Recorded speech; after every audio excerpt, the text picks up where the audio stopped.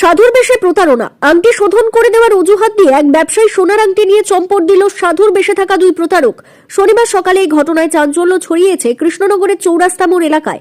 জানা গিয়েছে ওই এলাকায় ঘড়ির দোকান আছে জয়দেব বোসের। এদিন সকাল 11টা নাগাদ তার দোকানে হাজির হয় দুই সাধু।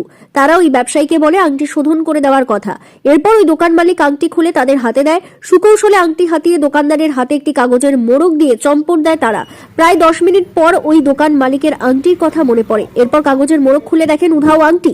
তখন তিনি বুঝতে পারেন প্রতারিত হয়েছেন তিনি। ততক্ষণে পগার পার ছদ্মবেশী সাধুরা। ব্যুরো রিপোর্ট, জি নিউজ বাংলা। প্রথমে আমি ঝেঁট দিচ্ছি দোকান খুলে, তখন 11:15 বাজে। 11:15 সময় ঝেঁট দিচ্ছি, তখন আসলো, এসে বলছে যে এরকম দাদা। আমি বললাম কী চাই? বললো কিচ্ছু চাই না। আমি বললাম যে এখান থেকে কিছু হবে না, চলো এখান থেকে চলো আগে। দিয়ে বললো যে এরকম একটা সাধু আর একটা ওখানে বসছিল চায়ের দোকানে, উদয় চায়ের দোকানে বসছিল।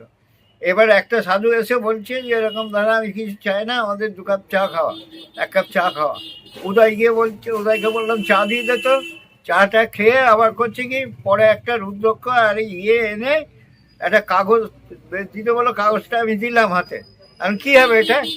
বলছে কিছু হবে না, তোর মঙ্গল হবে। আমি আমার মঙ্গল হলে তুমি হাঁটো। বলছে না না, আমি যেটা বলছি দেখ, একটা 50 টাকা ওই রং লাগানো নোট, আর হচ্ছে তার মধ্যে একটা রুদ্রক্ষ আছে আর একটা ফুল আছে। আচ্ছা, তারপরে হচ্ছে তোর বললো যে এরকম ধারা এটা করছি, এটা হাতে রাখ। দিয়ে বললো তোর আংটিটা খোল।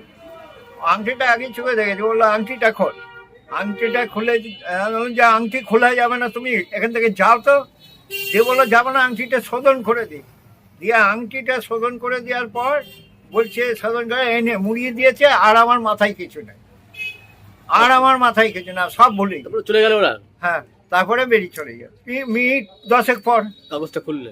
হ্যাঁ, কাগজটা খুলে দেখি তো কি দিয়েছে। কি কাগজের মধ্যে ওই রুদ্রক্ষটা আছে, ফুলটা আছে, আর হচ্ছে 50 টাকাটা আছে, আংটিটা নেই।